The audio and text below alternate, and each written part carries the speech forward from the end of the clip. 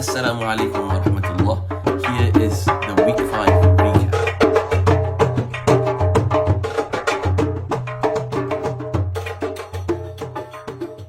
We travel back through time to the 10th year of Revelation, the year known as the year of sadness. For Rasulullah sallallahu alaihi wasallam lost his uncle Abu Talib, his primary protector, and also lost his wife Sayyidatuna Khadija, the first person to believe and support his mission. With the death of Abu Talib, Prophet Muhammad could no longer live in Mecca. He now has to find a place that would accept him. And he looked up to a city 90 kilometers away from Mecca, up in the mountains known as Ta'if. However, the people of Ta'if did not receive him. Instead, they paid children and slaves to throw stones at Prophet Muhammad. Prophet Muhammad was badly injured. Now, he is rejected in Mecca, rejected in Ta'if. He lost his protector Abu Talib, lost his wife Khadija. He was so sad and he had no one to turn to except to Allah. To cheer Prophet Muhammad up, Allah brought Prophet Muhammad on a miraculous journey called Isra and Mi'raj. The first component of the travel, which is Isra, means to travel at night. One night on the 27th Rajab, Rasulullah sallallahu alaihi wasallam was awakened by Jibreel and he was brought to travel from Masjid al-Haram to Masjid al-Aqsa. He traveled on a special animal called Buraq, which is bigger than a donkey, smaller than a mule. For size, a donkey is smaller than a mule, which is smaller than a horse. So a Buraq is in between a mule and a donkey. Buraq could travel as far as the eyes could see, and in no time, Rasulullah sallallahu alaihi wasallam reached Masjid al-Aqsa in Jerusalem, which was 1,500 kilometers away from Masjid al-Haram. Here, Rasulullah met 124,000 prophets and messengers, and he led them in a prayer, and he was then declared the leader of messengers and prophets. Now we come to the second part of the journey, the Mi'raj. This is ascension from Masjid al-Aqsa all the way to the heavens. This time, Prophet only traveled with Jibreel. Buraq wasn't allowed to follow. Prophet Muhammad got to the first heaven and met Prophet Adam, and then he went to the second heaven and met Prophet Isa and Prophet Yahya, and then he went to the third heaven and met Prophet Yusuf, and the fourth heaven met Prophet Idris. In the fifth heaven he met Prophet Harun, and on the sixth heaven he met Prophet Musa, and finally on the seventh heaven he met Prophet Ibrahim. From the seventh heaven he proceeded to Sidratul Muntaha, and beyond Sidratul Muntaha he had to travel alone. Jibreel wasn't allowed to come with him. And it was here that he spoke directly to Allah, Lord of the universe. And Allah gifted Prophet Muhammad with one of the greatest gifts from heaven, which is our daily prayers.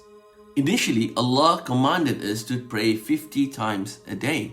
Rasulullah sallallahu alaihi wasallam brought down that command, and on his way down, he met Prophet Musa on the sixth heaven. Prophet Musa said, "There's no way that your people could pray 50 times a day. That is too hard.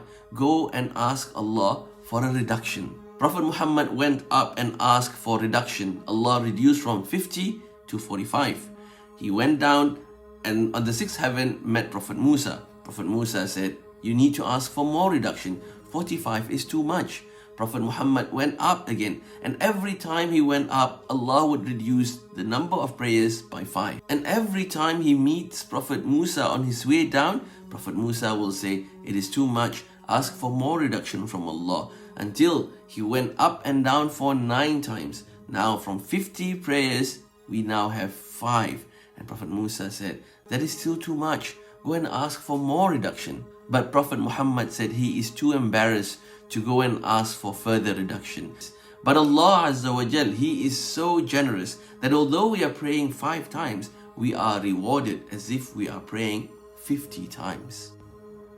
Wouldn't it be easier if Allah were to command Prophet Muhammad to just pray 5 times a day instead of 50, later reducing it to 5? Imagine if we have to pray 50 times a day and we only have 24 hours a day. That means every single hour we have to pray at least 2 prayers. Although now we only pray 5 times a day, we should always maintain that connection with Allah, remembrance of Allah throughout our day. Everything that we do should always connect us to Allah, whether it be playing, studying, working, just spending time with our family. We should always ask before we do something whether what we are doing is going to be pleasing to Allah, whether Allah likes it or not. With the 5 daily prayers, he came back down to earth. His bed was still warm. That means in terms of earth time, it was just a few minutes. But in terms of Rasulullah's personal experience, it was a miraculous journey. He saw so much. He saw Jannah, he saw Jahannam, he met all the prophets, and he spoke to Allah directly.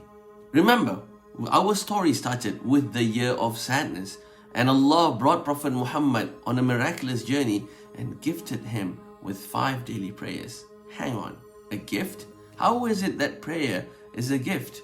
Remember, prayer is our direct communication with Allah. We can talk to Allah directly and Allah would reply and respond to our prayers. Let me give you a simple example. Imagine you are sad and then the leader of the country comes and visits you and said, let me take you on a 5-star holiday anywhere in this country. And at the end of the trip, he gave you his personal mobile number and says, if you have any problems, just call me and I will immediately attend to your needs. Now, what Allah has given Prophet Muhammad and also given us is direct access to him. Anything we need, anytime we feel sad or happy or we feel anything at all, we call to him, we turn to him and we pray. He will respond to our prayer, and he is the Lord of the universe, the creator of everything around us. Isn't that an amazing gift? There's 5 daily prayers. We are standing before Allah, praying and talking to him, asking him for everything that we need.